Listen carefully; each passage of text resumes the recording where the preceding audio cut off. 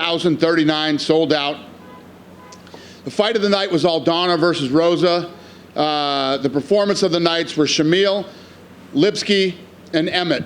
They all won $50,000. Congratulations to them. I guess before I get started, I'll announce some fights for you guys here. This Miami card is stacking up to be badass. Michael Venom Page versus Kevin Holland. Song Yadong versus Jan. Gilbert Burns versus Jack Della. And Ian Gary versus Jeff Neal. Who's got the first question? We're just going to drop Michael Venom Page in there? Like, it's a new matchup? I mean, what do you think about this? These are the fights for Miami. Very nice. I guess I just want to ask you off the top, Bryce Mitchell, an update for him? Yeah, he's been released. He's good. Sure he's not great, but he's good. Yeah, he's good. He's healthy. He passed all his tests, and he's okay. Good. He's been released from the hospital. And he was like halfway through the show. He was released. Awesome. So it wasn't like just now. Main event, a little bit of a perplexing main event, I guess. What were your thoughts on that? I guess my take on it is, and you guys can let me know what you think, but when you're 35 years old and or any age in this sport, you're like, yeah, I'm going to wait. Waiting is never a good idea in this sport. This sport doesn't wait for anybody. And I think he looked slow tonight. He got out-wrestled. Leon looked good. Leon looked fast. Looked like he had trouble dealing with his speed. And then getting out-wrestled, too. And not to mention the fact that Leon absolutely destroyed that leg, too. Yeah. So we talk about him waiting. I mean, I think the thought was along the way that you guys were kind of holding him out for a title shot. Were there other fights you wanted for Colby? I don't ever have anybody wait in this business, man. This is not a business that waits for you. Yeah. Your windows are very short. And you never know, once you start getting up into your mid-30s, when you're going to show up and just not look like you anymore. Yeah. Bilal Muhammad was the backup this week. I think you said he's next. Just still seemed like the next fight for you. I'm not even thinking about that right now. And last thing I'll ask on the main event with Leon, do you have an idea, like, let's get him back to England now, or we like him here in the States now, or do you have an idea, a plan, like, where it makes sense for him to fight? Obviously, it makes a lot of sense to have him fight in England. If you look at what the kid's done, he beat Usman twice and just beat Colby. Colby's the guy that I was saying if Usman didn't exist, he'd probably be the dominant champion in that weight class, and Leon beat them both. So, yeah. Nice. Much respect to him, and he looked incredible tonight. Co-main event, Alessandro Pantoja looked very good. Yep. He's a tough opponent. I guess, what did you think about his performance? Yeah, same. I mean, he looked great tonight. He looked great. Shavkat threw me off in the beginning when the way he was grappling instead of striking. Then he ends up submitting Wonder Boy, who's never been submitted. So Josh Emmett, holy shit. I mean, that punch was so loud and devastating, and then the whole undercard. I mean, the undercard was incredible. Yeah.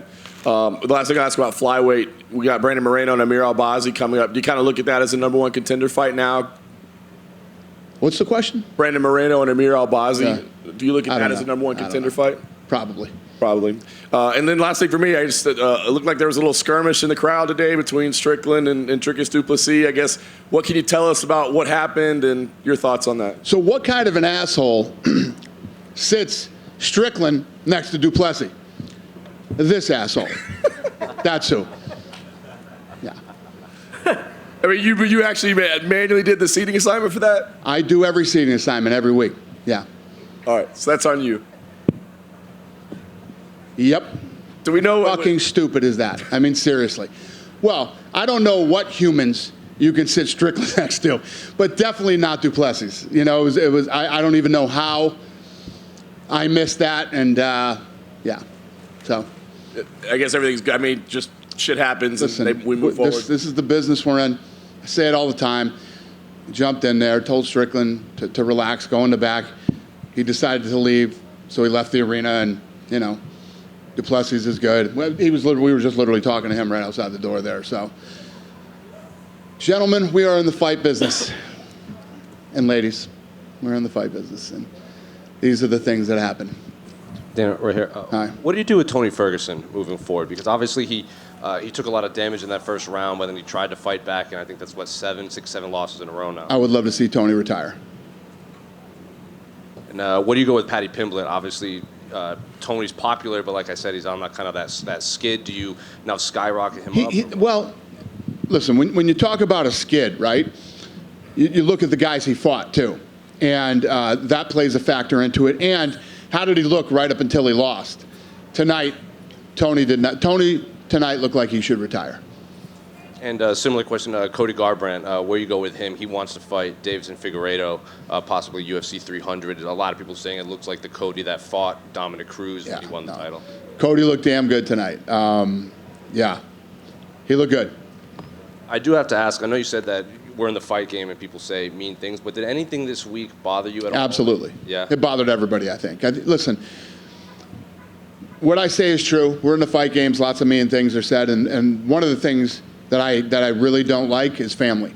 When you start going after family and whether it's the kids, the wife, the parents, the whatever, it's just such a nasty thing to do. But again, this is one of those sports where you say horrible things and then 24 hours later it goes down. You know what I mean? And that's why tonight you saw Leon's corners going crazy, and I went over and said, guys, listen, you won.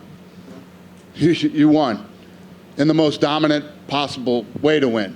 You out-wrestled, you out-struck, you completely dominated tonight. If this turns into what it could possibly turn into, he's going to get fined.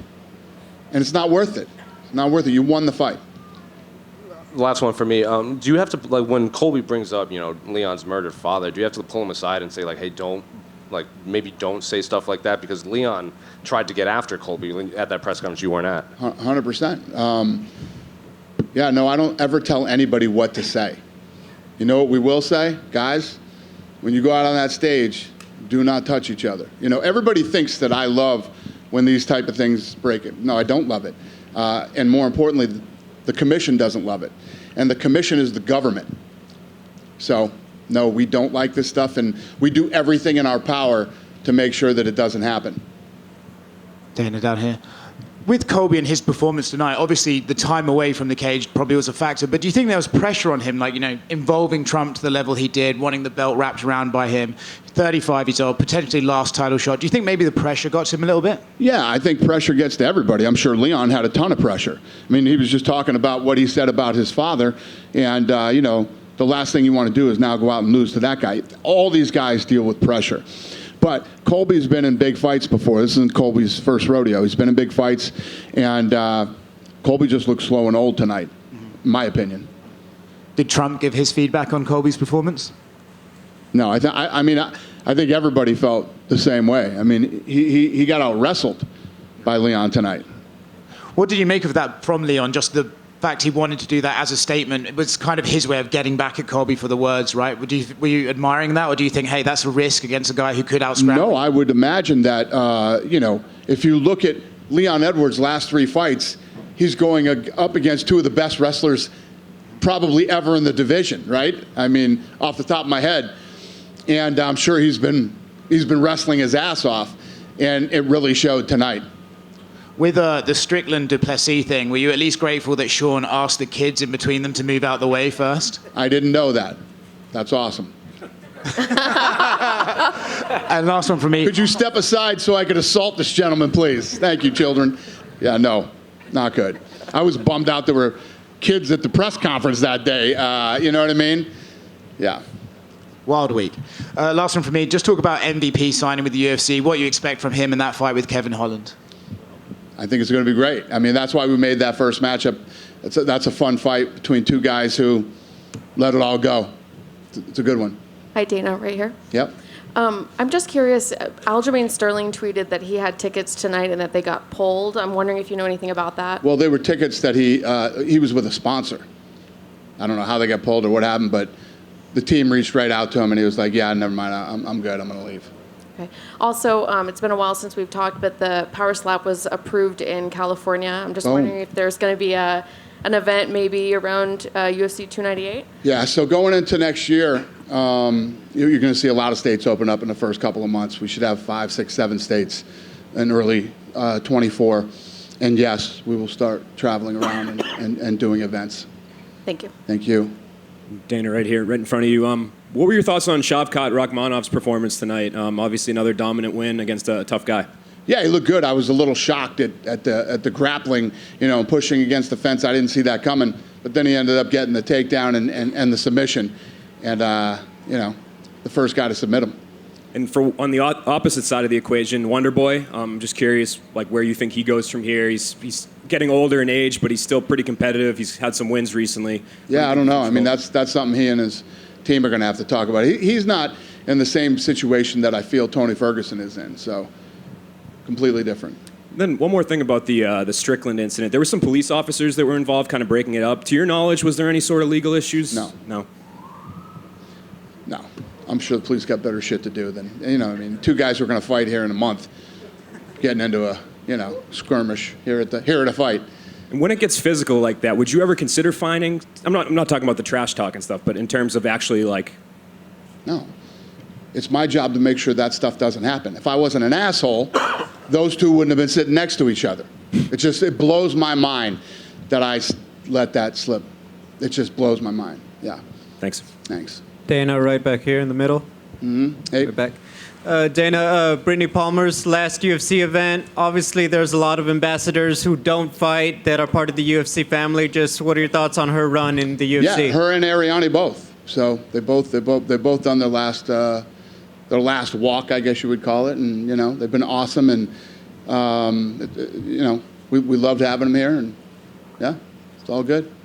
A lot of people, myself included, were surprised there wasn't a surprise announcement of the main event for UFC 300 at yesterday's big seasonal press conference. Are you planning to go big when you do announce that one? Well, I mean, we're still working on Miami. I mean, Miami is becoming this ridiculous card right now, too. So as we head into the new year, we'll start getting 300 dialed in. And then we wanted some stuff to play out first. Thank you. Yeah. And then finally, just curious, was there any talk about trying to rebook Ian versus Vicente Luque, or did things just fall apart? We offered Luque a bunch of fights. He turned them all down. Thank you. Yep. Over here. Obviously, your newest matchmaker, Joe, he had a fight play out today between Cody Garbrandt and Brian Kelleher. I guess, how'd you have that fight? What'd you think of that fight, and what'd you think of Joe's first fight as a matchmaker? Okay. Yeah. Got it. You threw me off for a minute there. Yeah, I mean, great fight. Yeah, great fight. Right up until the end, it was an awesome fight. And you just mentioned there Vicente Luque, he was supposed to fight Ian Gary, but obviously Kevin Holland, I'm sure you saw, he kind of threw his name into the hat as a potential replacement. Now that we know that he's fighting MVP, was there ever even a possibility of Kevin Holland stepping in to fight this weekend? No. And do you think we're going to see more seasonal press conferences going forward? Yeah, we've been doing them for a long time. Oh, I was just asking because, it's like the first one in a long time. Yeah, well, we went through COVID. Yeah. Thank you, Dana. Yeah. Dana in down the here back. too, right? Dana. Yep. Talking about the signing of MVP, you're throwing him straight into the deep end with Kevin Holland. Is that because of his age is kind of getting up there? He's 36, 37, I believe, or is that because of how highly you rate his skill set? Yeah, I think it's a lot of things. I think it's his age and his experience, and it's the right fight to make. And I know earlier this week you said that you are going to come back to the UK. Is that going to be 2 shows? Because it's looking like March is going to be unlikely at the O2 Arena, so it looks like at the earliest you'll probably come in the summer. Would a end of year show like maybe December or maybe even earlier? I don't know yet. I mean, we haven't really got that far. We're coming into 24 right now, and we still have a lot of TBDs on the board, so we're still kind of figuring that out, but we're absolutely coming back to England, yes. And final one for me, UFC 100 and UFC 200 had fights that still live in this memory, like today, obviously, 14 and then 7 years ago. How big do you plan on making UFC 300, and do you think that you'll be able to top those 2 cards? Well, think about tonight, the buzz and the energy around tonight's card, and look at the stuff that I'm telling you guys about Miami. So we got to beat, this, Miami, and a bunch of other great cards that are going to happen this year, so... I don't remember who I was talking to, but the way I see UFC 300 is when it comes out, people are going to be going, holy shit, that's the first prelim of the night? That's what UFC 300 is going to be. Thank you. Danish Giant, you're right. There's a popular streamer online called Neon, and he said he was banned from the arena tonight specifically by... He said he was banned from the arena? No, what happened is he said some stupid shit on Instagram, And, he bought tickets so he wasn't anywhere close. When you start saying stupid shit like that, yeah, you're probably going to get busted up and thrown out of here, making threats and talking dumb shit, looking for clout. I believe he said he was going to. I don't care what he said. I think he said he was going to confront Donald Trump. I don't care what he said. Did he? Well, he wasn't able to. He's this fucking tall, too. You know that? Fucking punk. Thank you. Yeah. Nice Dana. talking to you. Dana, just Yeah. on the lefty. Yeah. Islam Makhachev has spoken about potentially going up to face Leon. Is that a fight you're still interested in making? And did you get the chance to talk to him and get his thoughts on the fight? What's the question? Islam Makhachev has spoken about wanting to face Leon and moving up. Is that a fight you'd be interested in making him? And did you speak to him and get his thoughts on the fight? Yeah, I had lunch with him a couple days ago. And we didn't really talk about fights. We talked about family and all kinds of other stuff. So I don't know. I'd like to see him stay at 55 and yeah. And you just spoke of Neon, who's a content creator. You're a big supporter of content creators like the Nelk Boys, Nina, for example. How important are content creators for you in getting a younger eyes and a larger audience eyes on the sport? Yeah, listen, my whole blueprint over the last year and a half has been all about that. So I'm very into it and have a lot of great relationships with a lot of these creators. Awesome. Thank you. Yep. Dana in the back. Yep. In the back. Dana, right here? No, back here. Oh. Sorry about that. Hi there. So you made some announcements about fights for 2024. A few months back, you also talked about the Sphere and booking it for Mexican Independence Day weekend, making that the biggest combat sports event in history in that arena. Callum Walsh was here tonight. Is it possible that would be a crossover event? Would you have MMA and boxing in an event, or are you booking Callum for something in Las Vegas? Yeah, I would never do a crossover event.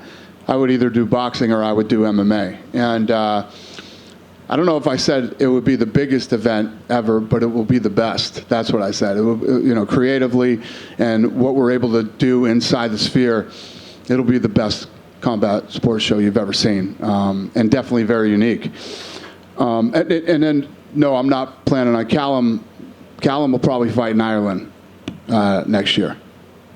And just to follow up on boxing, we saw you recently with Vinny Pazienza's belt. And today's Vinny's birthday. Did you talk to Vinny? Did you wish him happy birthday today? Yes, I did. I wish him a happy birthday today, yeah. Thank you. Thank you. Dana, right here. Go ahead, buddy. Ian Gary versus Jeff Neal. Was that the plan for Ian Gary if he had got through Vicente Luque tonight? No. We wanted to remake that fight, is what we wanted to do. So I met a bunch of Irish fans outside the arena. They flew over to see Ian Gary. They were begging me to ask you about the Irish event, when it might be happening. I'm wondering if you're feeling a little bit festive ahead of Christmas. Well, the Irish event I was talking about wasn't UFC. It was boxing. Right. So the UFC is not going to come back in 2024? Well, I didn't say that either. I don't know. Okay, thank you. Thank you. Hey, Dana. Go ahead. Yeah. I'm curious, the conversations you've had with Colby, because you mentioned that, waiting is a bad thing and the window is so small. And, he was really good. He was like right there with Usman, who was the pound for pound best in the world. And not only that, but he also sells. Like, people want to see Colby fight. Did you give him the indication of like why he hasn't, he's had these bouts of inactivity? That's actually a good point. One of the things, this gentleman over here, I think, asked me about or one of you two, about what's too much and when it comes to, the trash talk. After that press conference or during, in the middle or whatever, pay-per-view shot up 25%. Literally, you can literally, and it wasn't like our analytical team was basing it off YouTube views. They were basing it off actual pre-buys while the press conference was going on and ended. 25%. Globally, too. Not just on ESPN. Globally, up 25%, which is fascinating. Absolutely fascinating. So he was also leaving money on the table in a sense, too. By not fighting more often, he was leaving money on the table. Well, I mean, you see guys that want to wait I mean, Chandler's waiting right now, and I mean, there's a whole laundry list of guys that I could say are waiting. Colby wasn't waiting for Conor. Colby was waiting for something else. Yeah. Well, no, he's waiting for a title shot. Yeah. You've made your feelings pretty clear about PFL and Bellator, but I'm just curious about your opinion about the loss of another major promotion. Some managers have kind of expressed their concern on social media, like there's fewer fights for some of the fighters who are not in the UFC now. You mean Bellator? Bellator going to PFL? Yeah, Bellator kind of going away essentially. Yeah. Is that a bad thing for kind of the state of? It is a bad thing, You guys ask me loaded questions, so that I will. I'm asking around. No. I'm not talking about you. You guys will ask me loaded questions to push me and to get me to say what I want to say. So what I will say, so you can get your fucking clickbait that you need and want. But yes, it's a bad thing. It's not a good thing for there to be less options, not only for fighters and fighting, but guys who are coming up to have less options. So yes, it's definitely not a good thing. Thank you. Yep. Hey Dana, back Yep. here. Back with Shavkat Rakhmonov. With his performance tonight, the fact that he's 18 fights, 18 finishes, exciting. Seems like the crowd loves him. Like he was the only foreigner that wasn't booed tonight. Is there a chance that like he can leapfrog Bilal and get that title shot? I know timing's everything. You don't make fights, but like, is he in the conversation?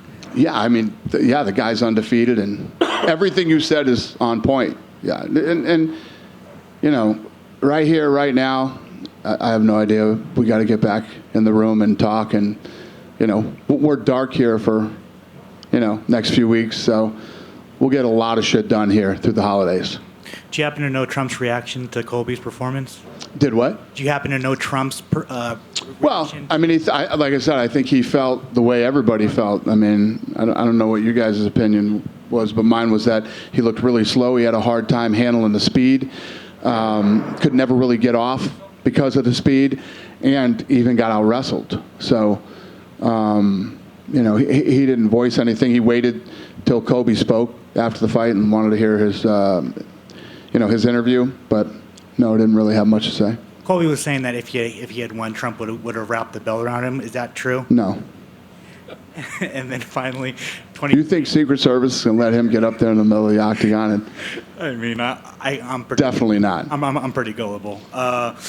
2023 is wrapped, and 2024 is coming. Is there a specific fight, specific fighter, specific moment of this year that that I guess you would remember from this year?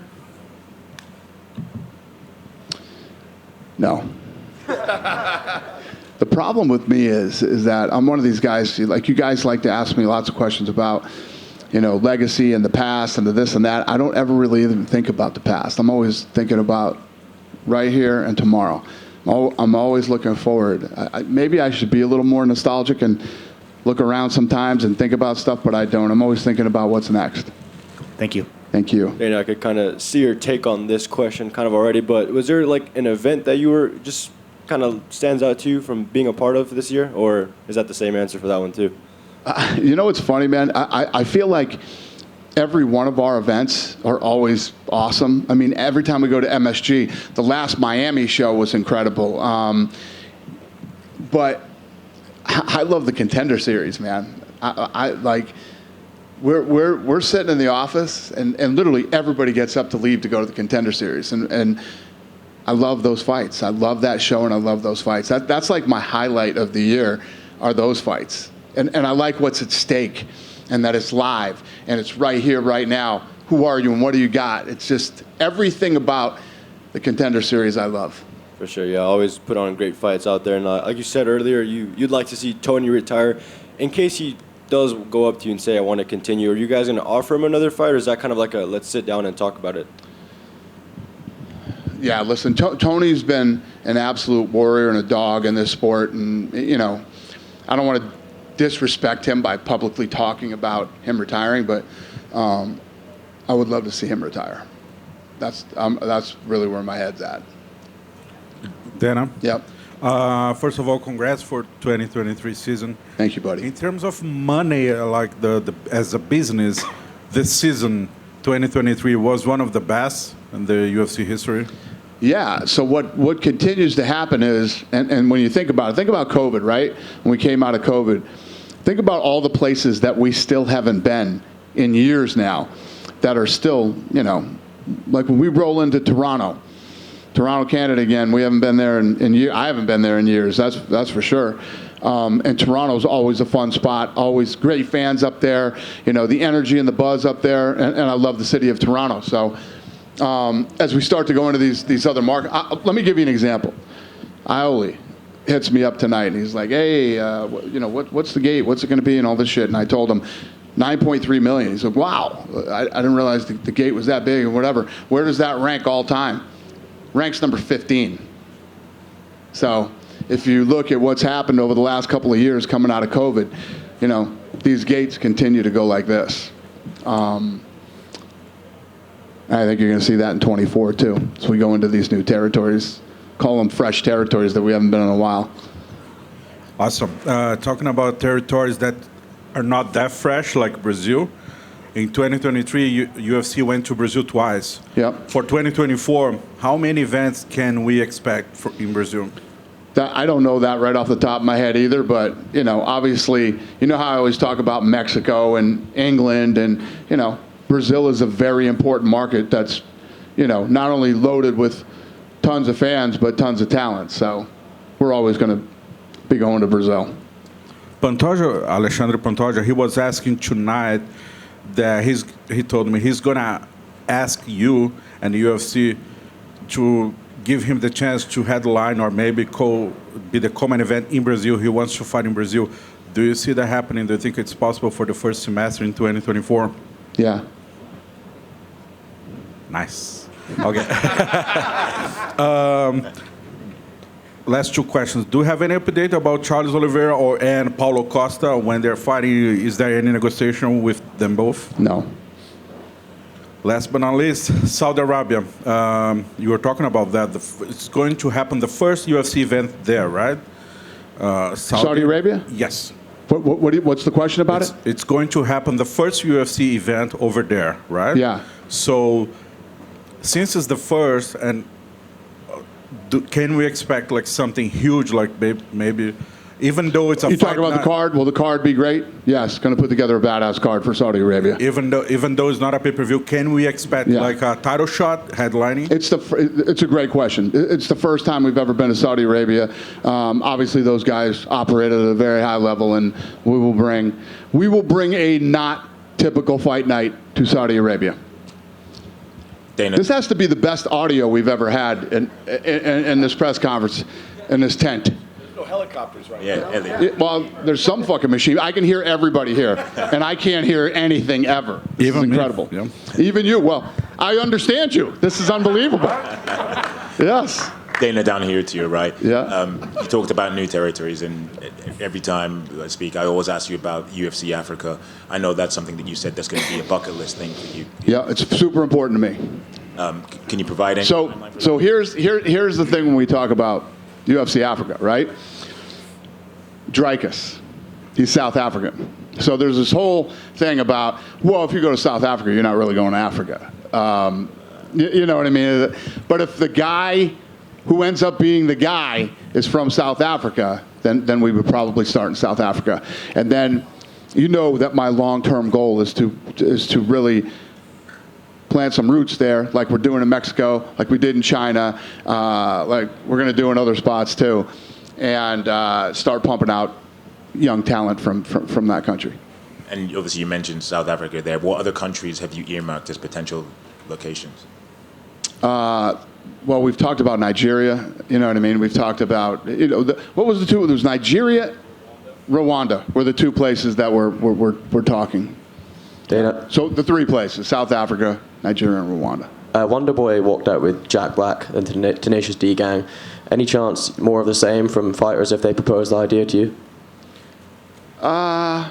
Yeah. Tony walked out tonight with, yeah, exactly. So yeah, I'm always cool with that. As long as nobody's singing or, any of that shit, we're good. Yep. Dana, just kind of curious, What are your goals looking like for 2024? You have a big plan. What are some of the goals that you hope to accomplish that you haven't mentioned yet?